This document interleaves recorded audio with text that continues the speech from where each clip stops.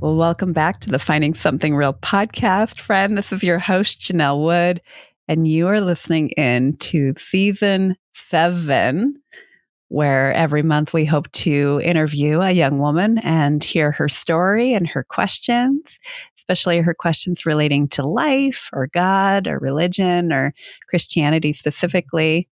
And then we go on a journey where we invite people to answer the questions or the issues or the topics that she brings up in that first episode. And so I am really delighted that one of our first co-hosts this season is a returning co-host. You may, if you've been listening to this podcast for some time, and I know we have some new listeners and new watchers of this program because it hasn't been on YouTube previously. But you may remember my co-host Dagmar from the Netherlands. And because we are, starting fresh here, Dagmar, and things are different and new, and we're here with the recording. I'd love to hear more about your story and introduce you again to whoever's listening. And I know one of the things you've told me when I invited you to come back on, you said, well, people are going to be sick of me. And I don't think that's true at all. I just love who you are. I've loved getting to have multiple interviews with you and inviting guests on and the conversations that we've had with those guests. So before we talk a little bit more about that and lingering questions or issues or whatever, I'd love for you to share a little bit about who you are, how we know each other. How do we even know each other? I'd love to hear your perspective on that. Okay, well, my name is Dagmar van de Wijgaard. I am from the Netherlands. Wait. Say that again. What's your name? Dagmar van de Wijgaard. It sounds so different coming out of your mouth than my lips. I don't say your name right, do I? I still don't. No, but you've tried many a time, so I've given up. Yes. Okay. Yeah. I met Janelle because my older sister Lika was an exchange student. Actually, Janelle's first exchange student. She's had many after, but my sister was the first. She started it all. And me and my mom went to visit her during the year she was with Janelle. And Janelle even came with her mother to the Netherlands, and they visited Paris and all that stuff. But I know her from there. And last year, I even went on my own to go hang out with them for 3 weeks. So yeah, that's how we know each other. Well, I mean, yeah, because you were 15 years old when you came out here when your sister was 17, right? She had just turned 17 when she lived with us. And then, you were barely 15 at the time, I think, right? And we kind of connected then. But then, later on when my mom and I came to visit the Netherlands in 2019, got to spend some time together. In fact, I think you took me for a ride on your motorcycle, if I'm not mistaken. It was not a motorcycle. It was a moped. Okay. It was not a motorcycle. It was not a moped. I was 16. No, it was not a moped. It was at least a motorbike. It was a little scary. It was a scooter. What's the difference between a moped and a motorcycle? A moped has little wheels. It didn't have little wheels. It had big wheels. It did have little wheels. It did. It had tiny little wheels. I have a picture. For anybody watching this later or who would like to find out the truth, when this episode airs on my Instagram feed, just look for Finding Something Real. I will share a picture from that time. And you can decide, was this a moped or a motorcycle? But it was a moped. I wore a leather jacket. It was a motorcycle. It's very scary. Very scary. Anyway, and then you and I remember we had some great conversations in the course of that week. One of them happening in your mom's living room at night, where I shared with you about my youth pastor, Jonathan, who really impacted my life, and his wife, Janice.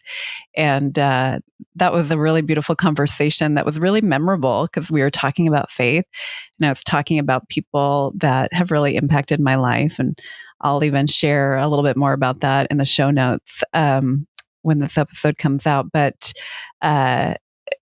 tragically, like within a few weeks later, my youth pastor died in a car accident that him and his wife, Janice, were in. And I just remember that having like this moment of like, whoa, just a couple of weeks ago, I was talking to Dagmar about the impact that one person can have on people's lives just by being surrendered to the Lord. And anyway, it was super powerful. And I wrote about it. So it's like one of those things that's well cemented in my mind, is that conversation with you about faith. And I think that was really the first conversation that we had in depth about God. And we had talked a little bit about, religion and stuff before that, but then, yeah. And then you and I have just stayed in touch, and you were one of the first people, I think. When was the first time you came on the podcast? Like 2 years ago? I must have, no, it was before that. I think it was 2020. Wow. Yeah. Because I mean, I remember you. I was still living in Vel. Okay. So it must have been 2020 or maybe 2021, but I think it was 2020. Yeah. And at the time, you were like the one person that kept coming to my mind that I wanted to invite on. And I hadn't really done this format before. I think it was all brand new. And I was really hesitant to ask you. And you called me, and I'd been praying about inviting you. Do you remember that? That was you. And yeah, I was right? bored at work. Because I talked to, yeah. For the people listening, She was I bored called at work. because I was bored at work. But you know what? I don't care how God worked it out. He totally did. Because then I said, Dagmar, I've been praying about this. And you said yes. And then recorded with me. And we had some great conversations. So, for those listening or watching who aren't familiar with your story, you've grown up in the Netherlands. Tell people what's it been like to grow up in the Netherlands? What's the culture there like? What was the culture of your family growing up? I'd love to hear more about your story. And you don't have to refer to me in the third person. I'm right here. You're like Janelle, but you can, like, anything you want. Just share about. Most people have not been to the Netherlands who are probably watching this or listening to this later. So I'd love for you to educate them a little bit about your culture. Okay. Well, this is a word that I only know because of the podcast, but the Netherlands is a secular country, which I believe means that most people here don't really believe it, like don't really have faith. Is that right, Janelle? Yeah. Okay. She nodded. Yeah. Of course, you can see now, but in my mind, they still can't see. I think that would be the definition of secular. I don't know if that's what of like all the things of, you know more about the Netherlands than I do. So yeah. Yeah. Okay. We have a lot of people here who claim to believe in God, but they don't really act on it. I think it's the same in the US, but there's a lot more people here who just say, yeah, I don't believe, I don't know what I should believe, or I believe in something, but I don't know what. And growing up, I don't really know how I got to it, but at the age of 8, I was like, yeah, Christianity is real.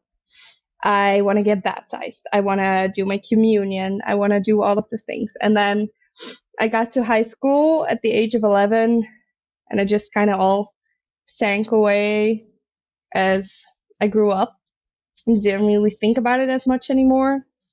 Just didn't really know what to believe, I guess. And well, after that, I'm 22 now.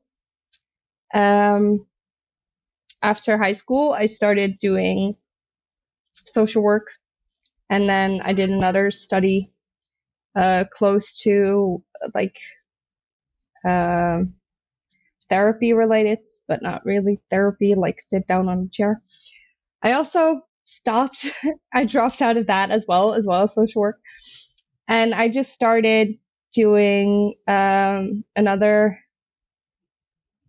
Yeah, I don't know. I'm studying to become a vet tech, so I'm really excited about that because I feel like that's where it should have been all along. Uh, Now, what else about me? Well, obviously, I love animals. I also love hanging out with friends and just catching up. Yeah, I don't know. Yeah. And you're very family oriented. You have a beautiful family. I wouldn't even really say I'm that family oriented. I like seeing my family and I'm close with my brothers and sisters. But if I see other people that still they moved out and they talk to their parents every day, I'm like, I maybe talk to my mom once a week.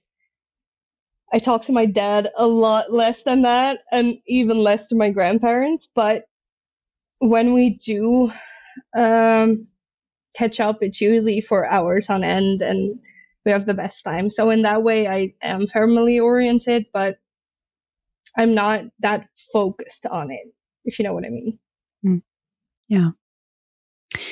So I know you said you're not sure where it came from, but the Netherlands, even though it may be more secularized than the US, one thing that I think was surprising to me, and I may misunderstand this, but um, you guys incorporate religious classes in your public school system. Is that correct? Like there's education about different religions when you're in school. That's a common part of growing up. Is that right? It is and it isn't. We have different school systems. So um, we have Catholic schools, we have um, Islamic schools, and we have public schools. And some of the public schools do offer religion classes, but I don't believe it's mandatory. I do believe it's mandatory once you're like above 14 that you have like a period where you learn about different religions. But I went to like a middle and like a combination of a primary school and middle school, which was Christian. So we did have classes about it then, but it's not necessary. It's different per school, kind of. Mm-hmm. If that makes sense. Why did you go to a religious school if you weren't religious? Mm, um, the first school I went to was a public school, but I was bullied there, and the closest school was a Christian school. It didn't really matter to me back then.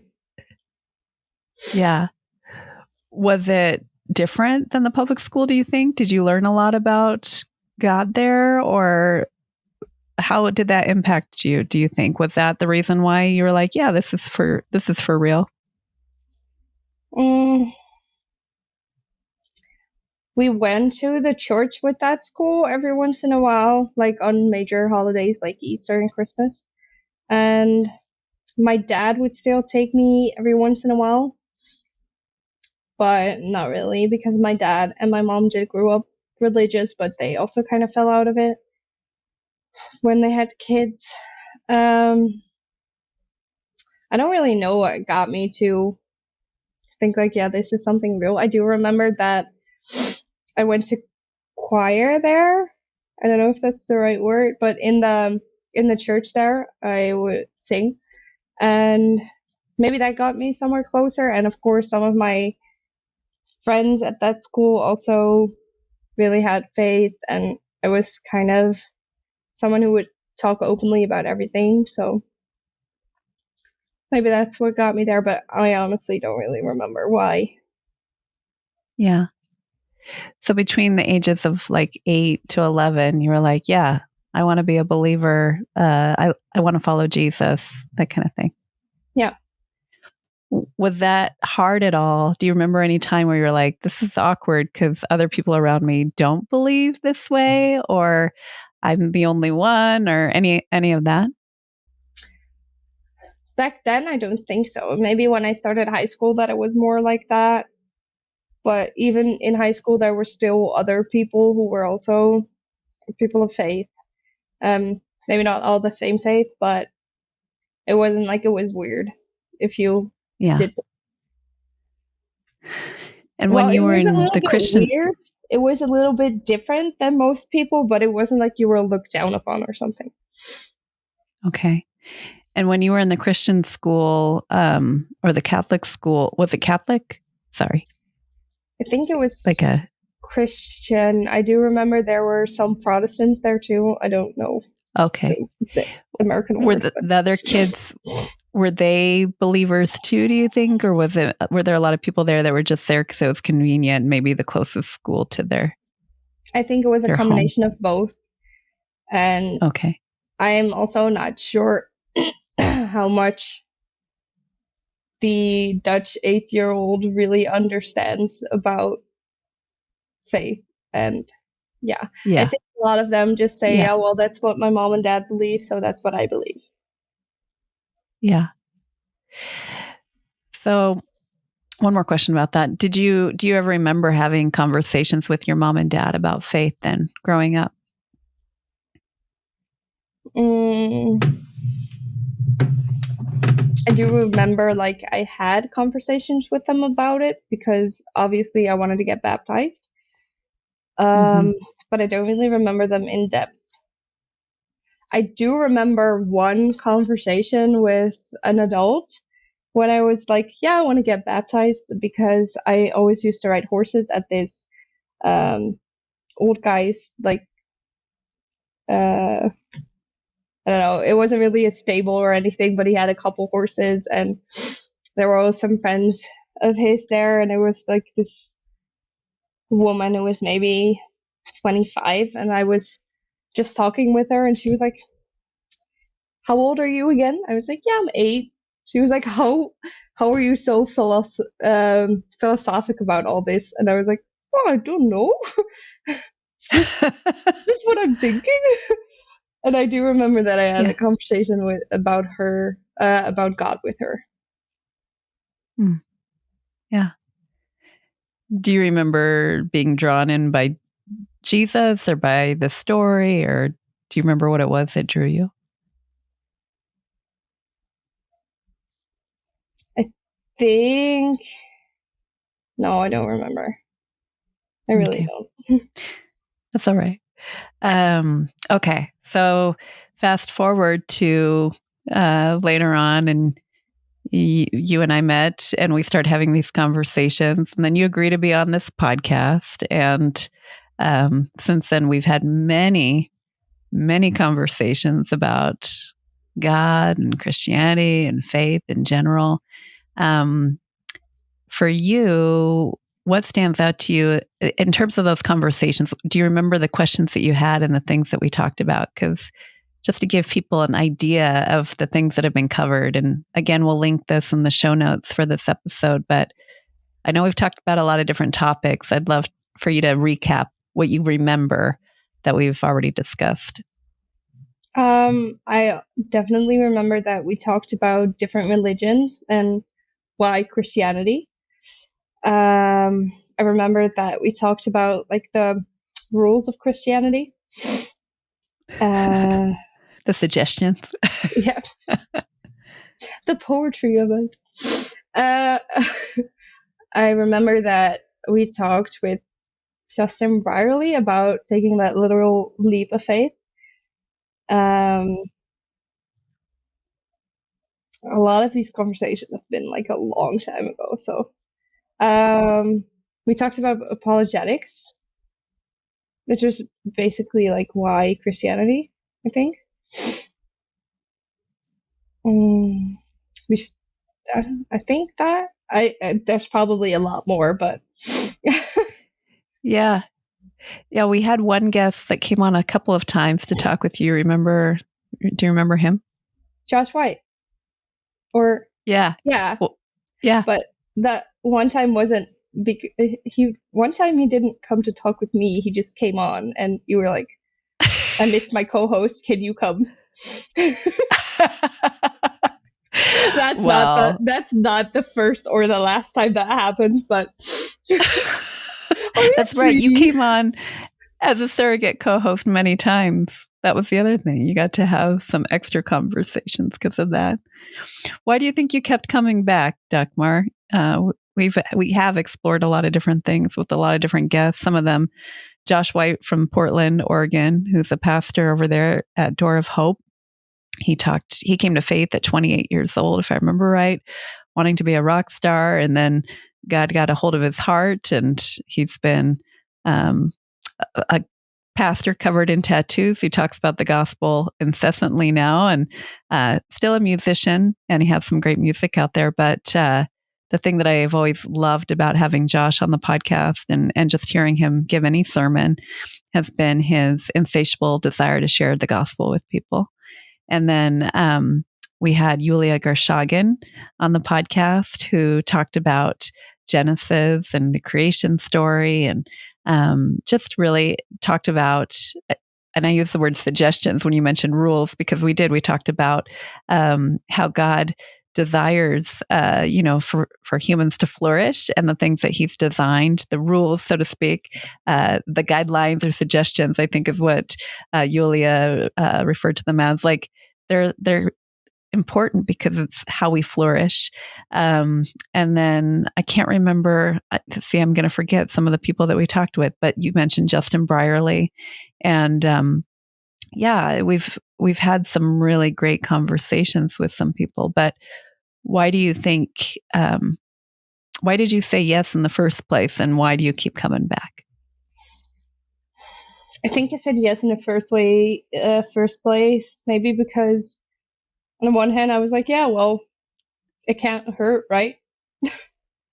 It can't hurt to talk about this stuff. And I've always been like, yeah, well, what if it is true? What if, what if it is true? And I want to know more about it. And I think I kept coming back because the conversations were interesting. And well, as you would say, maybe it was just because Jesus kept drawing me here.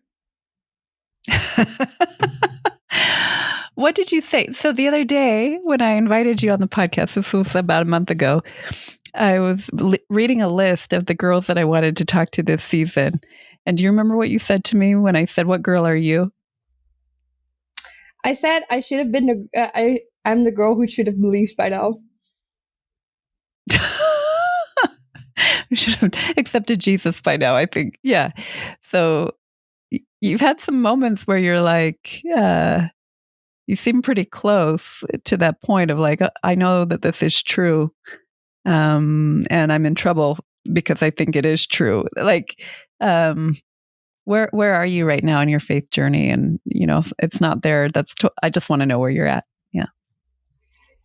I think I'm still in the same place as I was when it ended last time. I'm still like, I think what's holding me back is my life right now. And I think if somehow my life got completely uprooted, which I don't hope will happen because, that would suck. But I think that if my life would be completely uprooted, I might take that leap. But right now, I'm like in my comfortable little bubble. Yeah. Yeah. It's interesting because you were in a really bad health place the last time this ended. In some ways, it was being uprooted in a way because you were stuck at home. You couldn't go out. You weren't feeling good. And now you're healthy again. Do you think if your life was completely uprooted, like you said, what held you back when it was sickness, when it was illness for you? What wasn't uprooted that you feel like you were holding on to?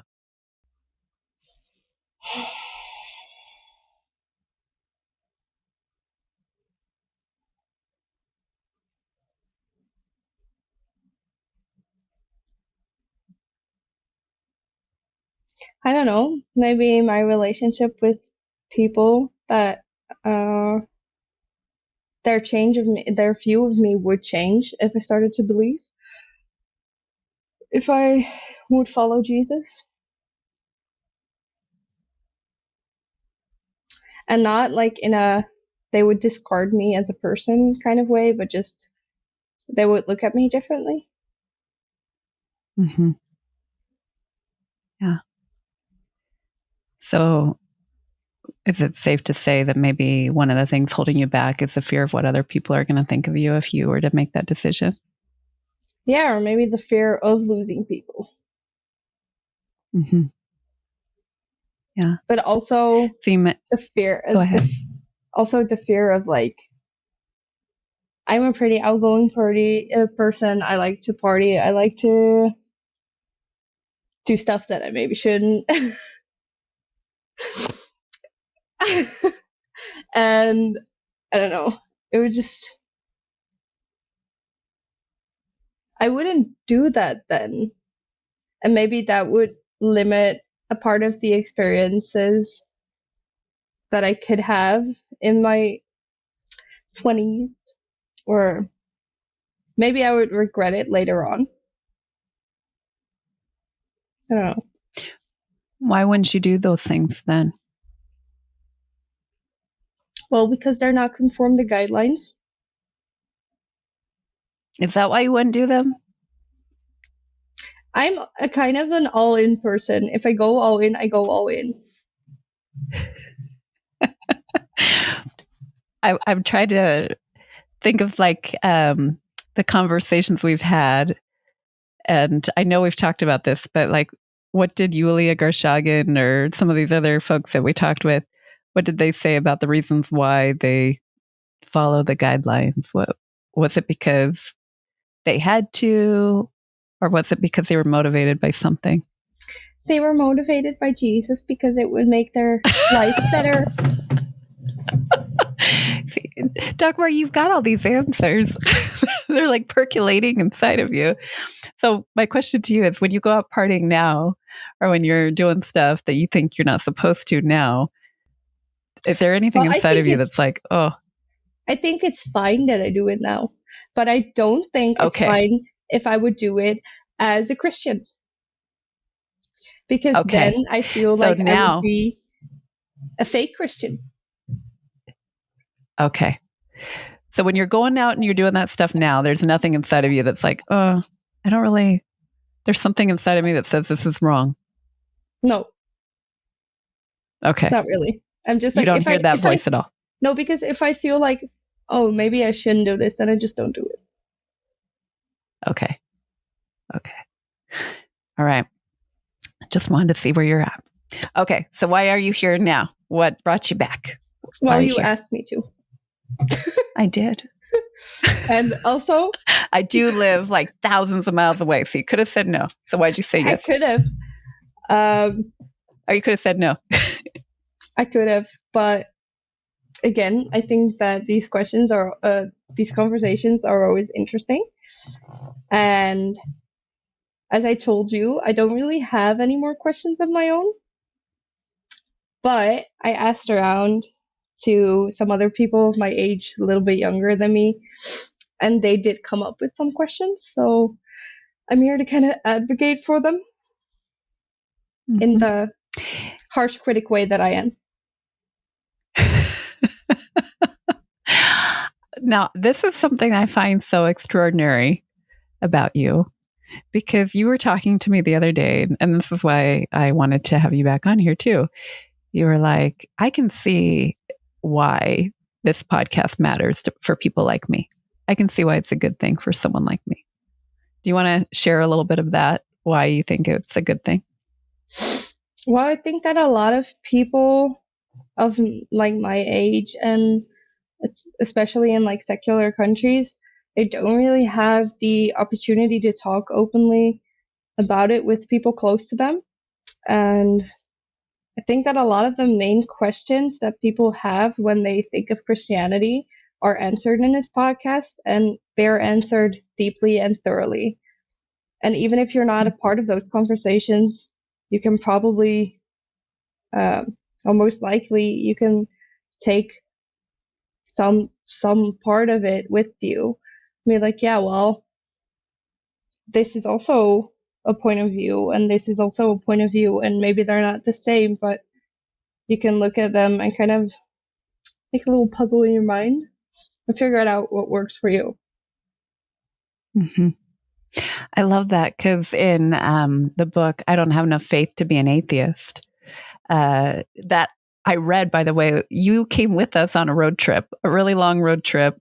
I was getting ready to go to cross-examine Instructors Academy for the very first time, which is ran by Frank Turek's ministry. And Frank Turek and Norm Geisler have written a book called I Don't Have Enough Faith to Be an Atheist. And I read it out loud, didn't I? Or we listened to it out loud. It was on audio in the car. Yeah, because it was a 22-hour drive. And so we were listening to this because I needed to take notes. It was required reading for this thing I was going to.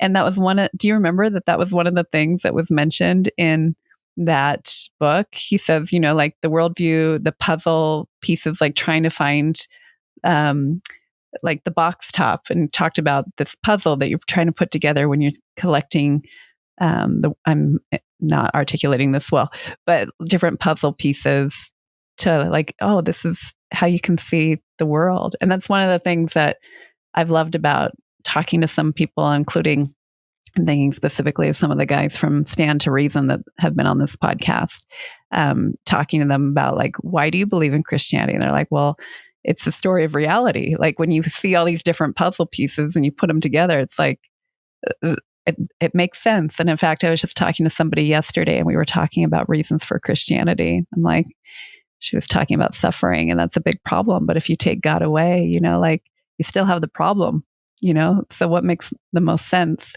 when you look at reality? Anyway, it was really good.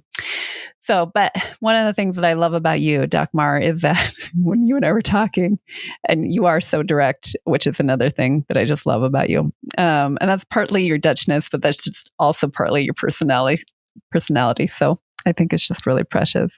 But you're like, I'm going to go to a bunch of these, young people in my class or whatever, and I'm going to ask them questions and find out what they've got. And I think that's just really, really kind of amazing. And do you want to know how who knows, Do you want to know like the context of this? We were having lunch break, and I don't know, maybe 12 of us were just sitting / standing around like a high table. And I just went up to like the front part of the table. Remember, I am the eldest of the entire class. Like most of them are 16, 17. I'm 22. I just went on but you are the baby of your family. I was the baby of most of my classes. So I went up, I put my arms down. I said, some of you know this, but I did a podcast with about Christianity. I was wondering, do any of you have any questions? Because I'm all out. And they were like, no, I don't know. I was like, oh, well, think harder. And then eventually some questions came up. Well, let's talk about them. You got some there? Yeah, I do. So one of the questions is, why are there so many different belief systems? And why?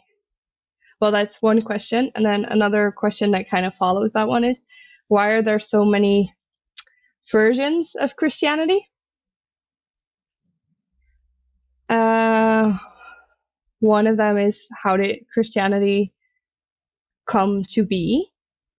Which is, well, we've been reading the book of John for Bible study for the past 2 years because we've never finished it because we keep forgetting it. But that kind of explains how Christianity exists. Yeah. and also the credibility of Jesus. Like, how can it be that that happened? Mm. So there you have the 4 questions that I got out of them. That's good. And did you feel like you could answer them, or did you, when they were asking them, you're like, those are good questions. I don't know the answer either. I feel like I could answer most of them. I didn't, because I didn't really feel like they were open to it. They were more like rocking around like questions and questions, and I was like, yeah, I'll note it down. But if they would honestly come to me and ask like, well, do you remember that question? What would your answer be? I think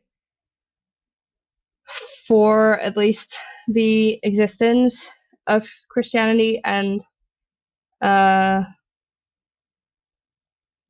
credibility of Jesus, I think I could have like a decent answer. I still don't really know, because we talked about why Christianity, but I don't really think we've talked about why the rest exists, and like, is it a false god? Is it like uh, a combination of people taking things and interpreting it wrong, or what exactly is the reason that there are so many different faiths? Okay. So that's a good one for us to explore anyway, you and Yeah. I. And then do you mind if we also maybe bring somebody who can talk a little bit about the Jehovah Witness stuff? Because I know that's a little close to you, and we've talked about that on the podcast before, but I think bringing that up might be good, just because I know your story and it's come up before, because your dad converted to Jehovah Witness a couple of years ago. Yeah, that would be fun. Yeah. I think that would be a good part of that conversation. And then let's see. And that might just be a good one anyway. And then I think the credibility of Jesus, that's a super great, I think that would be conversation. A really beautiful episode. Mm-hmm. Yeah. What do you think? An apologist, a pastor? What kind of somebody who's been through some stuff? Who would you like to invite on? We can throw out a dream guest, somebody that you've talked to before. We can reach out to new people. What do you think? Well, for the credibility of Jesus, I think that it would be nice to have someone who is studied in the Gospels. So maybe a pastor. Mm-hmm. I mean, we could always ask Joss White, because he's the gospel man. But it might also pastor, Bible scholar. It might also be nice to talk with some new people. Okay, that's good. And then I want to add one more, because she's planning on being on the podcast, and I'd love, as I mentioned to you, for you to be the co-host for this one. But Yulia Garshagin, which we can ask probably any of these questions and she'd do great. But also, how do you deal with the fear of what people are going to think? Because she grew up in the situation that you're kind of talking about. Like, yeah, if I remember, I'm going to be the weird one. Yeah, if I remember right, her parents are still not Christians. If I remember right, she had a lot of difficulty like standing out with that, until she didn't. Yes, obviously. Yeah. And what put her over the edge? I think that would be really good to talk with her about that, because now that's her life, right? She goes around, she shares the gospel with people. You got to be pretty firm in what you believe and pretty motivated by it, pretty moved by it. In fact, that's one thing that I remember you telling me, Dagmar. You're like, something very compelling to you about Christianity was how it moves people. Do you remember telling me that? I don't really remember the context, but I'm sure I could have said it. Because I do know that, well, I know a lot of fake Christians, but I do know that real Christians, they take Jesus to heart, and in that way. They are kind, they are giving. Well, I remember that book that you gave me. I don't know what it's called, but it had like the balloons on top. Do you know what it means? Which book I mean? By Bob Goff. Yeah, that one. The Bob Goff book. Yeah. Yeah. I loved that one. And I was like, oh, that's amazing. Probably that's what it came from, but yeah. That was a long time ago. That was in 2019 that I gave you that book, I think. That's possible, yeah. Yeah. Yeah, and what I liked about Bob Goff at the time when I handed you that book, because I was reading it for myself, was his emphasis on being motivated to share this with people. You don't want to keep it to yourself, just loving people with the love you've received. I think that's really beautiful. Okay, well, I think we've got some content. I think people want to hear from you again. What do you think? Comment below, or send me a DM on Instagram, or shoot me an email, whatever. But I'd love to hear feedback on this episode, because I'll pass it along to Dagmar. And as people who are familiar with this program know, you may or may not be able to attend all of the recordings that we have following this conversation, but I hope we can make it work, because like you said, you're blunt to the point, and you're not afraid to ask big things. And I really, really appreciate that about you. And what do you hope to get out of this time? Or Well, I hope to be a part of meaningful conversations and inspire other people to go on their journey, even if it doesn't end where you might think it will. Mm-hmm. Yeah. Yeah. Well, I'm very excited. And the final question, which you know what it is, which, by the way, we really do need to start reading together again. I feel like we got to at least finish John. I mean, there's so many books in the Bible, but we're like halfway through John, not even halfway through. And we're getting to the good part. Anyway, the final question, Dagmar, the Finding Something Real podcast. This is always the final question. The Finding Something Real podcast is about a journey towards restoration, eternity, authenticity, and love. Real as an acronym for those things. All things that, as a believer in Jesus and a follower of Him, I believe are truly found in relationship with Him. Restoration, eternity, authenticity, and love. Which of those things stands out to you the most in your life right now, and why? I knew it was coming, but I still wasn't prepared for it.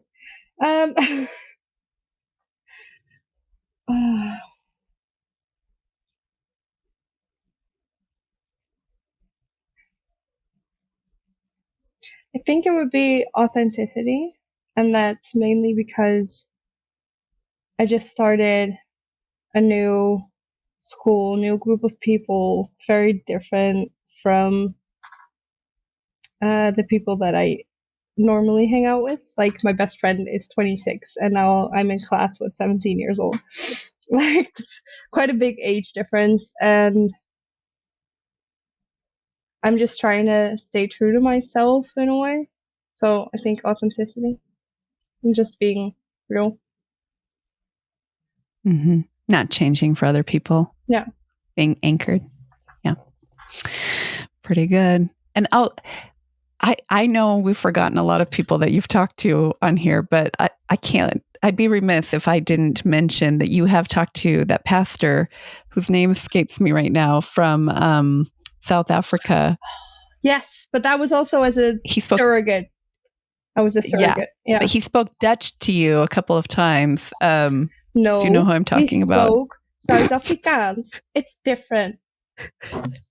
It's a different language. You guys were speaking the same language. No, we weren't, but it's similar. How come I can't? Dubois. Yeah. Dubois, Dutoit. Yeah. Okay. Yeah. Well, shout out to Dubois. Sorry. And did you ever talk to Alan Crosstick? Has he been on? I don't remember, but I'm sorry for everyone I'm forgetting. I really apologize. I should have had my notes in front of me. I didn't. Well, it's also not really weird, because I think that in combination we maybe talked to 16 people together, so it's not weird that we forgot some. Wow. Really? You think we've talked to that many? I've been a co-host twice. So that already leads to like 8 to 8. 10. Do you know how many times I've been a surrogate co-host for you? The best. You and the other 20 girls that have been on this podcast, you're the best. Anyway, well, I'm excited and I'm grateful. And stay tuned because you don't want to miss the upcoming episodes. We're excited about what's to come. Until next time.